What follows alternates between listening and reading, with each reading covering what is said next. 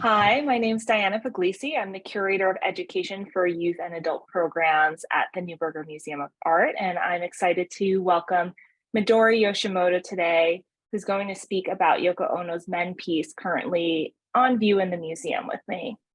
Midori Yoshimoto is Professor of Art History and Gallery Director at New Jersey City University. Yoshimoto specializes in post-1945 Japanese art and its diaspora with a focus on women artists, Fluxus, and Intermedia. Her 2005 book, Into Performance, Japanese Women Artists in New York, led to numerous publications, including an essay in Yoko Ono, One Woman Show, Museum of Modern Art, New York, 2015. We will be speaking about an iteration of the iconic installation Mend Piece that's currently on view and installed at the Neuberger Museum of Art, which is the Andrea Rosen Gallery in New York City's version. Here, Yoko Ono proposes communal mending as an act of healing. In a seemingly simple white room, shattered cups and saucers are placed on a table. Participants are asked to bind the fragments together using common household items, twine, glue, scissors, and tape.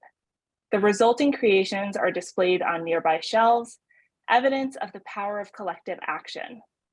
Secluded from the bustling world, Ono's meditative environments inspire reflections on the tumultuous concerns of society, as well as personal struggles. So with that said, hi, Midori.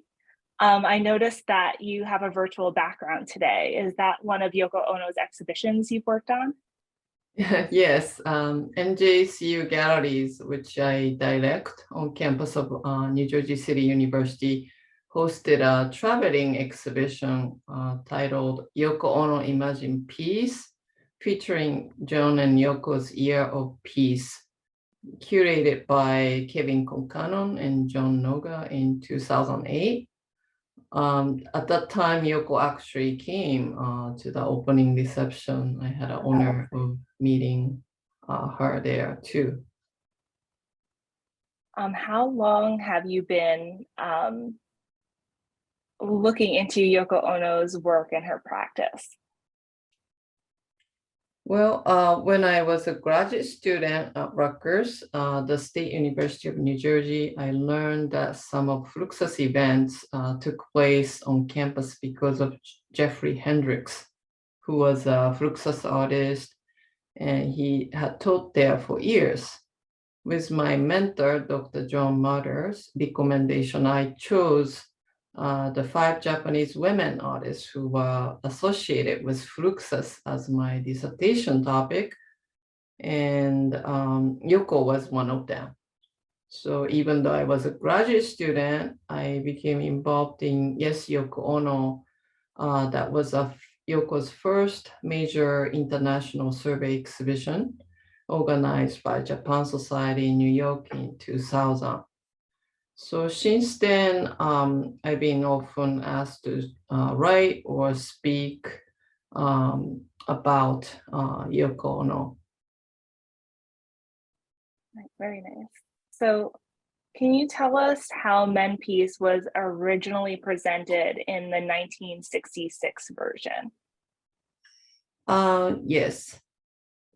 It was Yoko first presented this work as Mend Piece in her first solo exhibition in London at Indica Gallery, which was a small alternative gallery.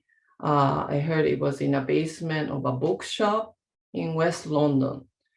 This exhibition is known as Yoko at Indica, but the longer title was Unfinished Paintings, Instruction Paintings, and Unfinished Objects by Yoko Ono. And the main concept was that all her works were unfinished without audience participation. So this first Mend Piece was a smashed white teacup accompanied by a tube of China glue, a needle, a thread on a round white pedestal. Responding to this instruction, mend, that was a very simple instruction back then, visitors attempted to put the broken teacup together. I'm thinking that inspiration for this piece might have originally come from Japanese tradition of kintsugi, in which artisans, well, actually anybody could do by putting back the broken pieces of any china together with animal glue called nikawa mixed with gold pigment. This solitary teacup and saucer on a pedestal also reminds us of a canonical surrealist piece, Meret Oppenheim's fur-covered teacup and saucer called Object, which is on display at the Museum of Modern Art in New York. So it's really changed so much, I feel like, in all its iterations and where we are today. So what other works were included alongside Mend Piece in the exhibition that you're speaking of in 1966? There were other works such as painting to hammer a nail, which was a white painted wood panel with a hammer attached by a chain. Any viewer was invited to hammer a nail into it. Similarly, add color painting consisted of a white wood panel, paints and brushes. And you were welcome to paint on it, color to this painting. All of these white objects were presented as a cohesive whole, as if they were to do all this do-it-yourself art making themselves. There was an art critic, Mario Amaya, who mentioned that Miss Ono is certainly not producing museum objects for timeless duration, but works which change, evolve, are destroyed or developed in terms of the viewer himself, who can manipulate them in his hands with or with his mind. Interesting side note is this: Amaya became chief curator at the Art Gallery of Ontario a few years later and invited Yoko and John there for an event. So earlier you were talking about how the viewer needs to come in to kind of complete this cycle of Yoko Ono's work. So how did Ono arrive at this participatory or conceptual art form that she's known for? Yes. Well, Yoko began composing unconventional music as early as in the late 50s. And so by early 60s, she developed instructions that were really simple, often consisting of imperative words to ask anyone to act on. Many of them could be realized easily through simple actions, while others needed to be imagined in your head. She compiled over 100 instructions and published as a book called Grapefruit in 1964, which has been reprinted in many different versions since. One example of this instruction that maybe relates to Mend Piece, called Collecting Piece 2, reads, quote, break a contemporary museum into pieces with a means you have chosen. Collect the pieces and put them together again with glue. Obviously, it's a very hard act to follow. For sure. Yes. That's some intense directions.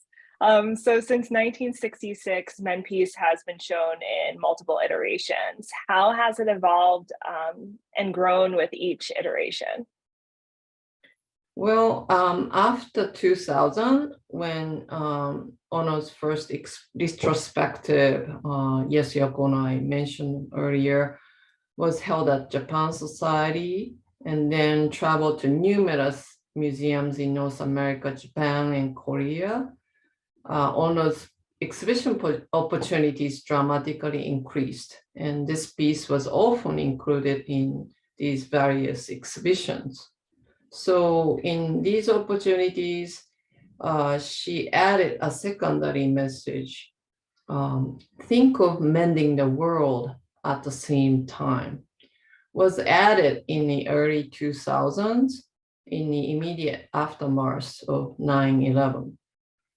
When Yes, Yoko Ono exhibition opened at the MIT List Visual Arts Center in Cambridge, she said, it's not mending the cup so much as what you think while you're mending it.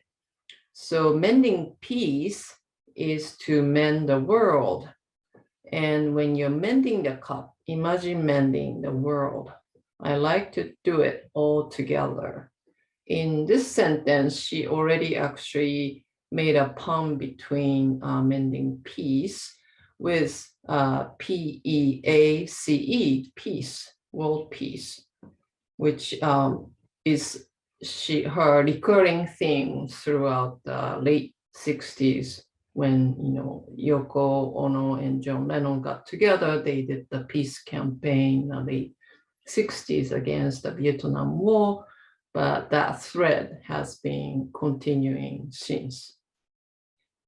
So actually in 2006, I was asked to contribute the essay in a brochure for the mending piece Yoko Ono exhibition at the Center A in Vancouver, Canada. I'm gonna skip to the slide. And Ono changed the piece of the title to PEACE to emphasize her wish for the world peace behind her work. In most of the current iterations, how do you think the work has shifted? I feel like in each gallery or museum, at least to me, it seems like it's changed based on the materials or that are selected by the venue. Can you talk a bit about how Ono writes her instructions for the work? Well, unfortunately, I think the world has become more volatile after 9/11. So her world peace message would always accompany the peace now. Although Ono used a white teacup and saucer in 1966, most recent iterations seem to follow her white aesthetics. But Center A in Vancouver that I showed before, they used a variety of ceramics and jars and vases. But I don't think there's a particular constriction on her, instruction with the piece. In the present exhibition tour, which is at the Neuberger, Ono revised the message slightly to mend with wisdom, mend with love. It will mend the earth at the same time. Now the piece has even planetary concerns and environmental destruction. So it's sort of expanded. Absolutely. Yeah, it's interesting how the current moment are making these different shifts in the work, or the work's meaning is always and ever evolving. That said, in our current pandemic moment, do you feel the work and the communal table that she sets up has taken on a new meaning in terms of helping us all to heal? Yes, I think that's a really great point. That sharing table with others, especially strangers, that has become something of a concern during the pandemic. But the opportunity like this in a museum setting invites the audience to step out of their comfort zone and take an active role in creating something that they've never created before. And during that process of engagement, visitors may find something about themselves. And in that regard, I think I forgot to mention, there was a very interesting mention of a viewer, how viewer responded back in 1966 Indica Gallery version. So aforementioned Mario Amaya, who was a critic and curator, he wrote in a Financial Times reporting that a man put the cup together very carefully, then smashed it with a hammer. So everyone reacted differently.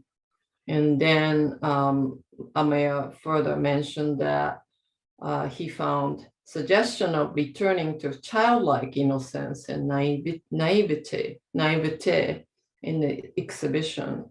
He also acknowledged that something else comes through that is at times frightening and often revealing. I don't know if you know Yoko Ono's cup piece. It's a very well-known performance art in which she sits on the stage with pair of scissors in front of her and invites audience to cut piece of her dress, one piece at a time. Similar to that, I think this piece, is asking you to act on, and then when you do, how you mend it. So, for example, this viewer, smashed it right after putting it together. It reveals his psychological state and his character. So, the piece becomes somewhat psychological and revealing of yourself. Right. I mean, it's really interesting being at the museum and seeing visitors building pieces and filling the shelves at the Neuberger. Our shelves are filling up pretty quickly. And with that, I want to invite everyone to join us for Yoko Ono's Mend Piece while it's on view until December 23rd, and participate in the galleries and have an opportunity to share and contribute, and also contribute to the meditative act that Yoko Ono has wonderfully set up for us and given us the opportunity to do. So if you have any questions, please feel free to reach out to me at nma.education@purchase.edu. Thank you so much, Midori. Have a great day. Thank you, Diana, for great questions and setting this up. Thanks.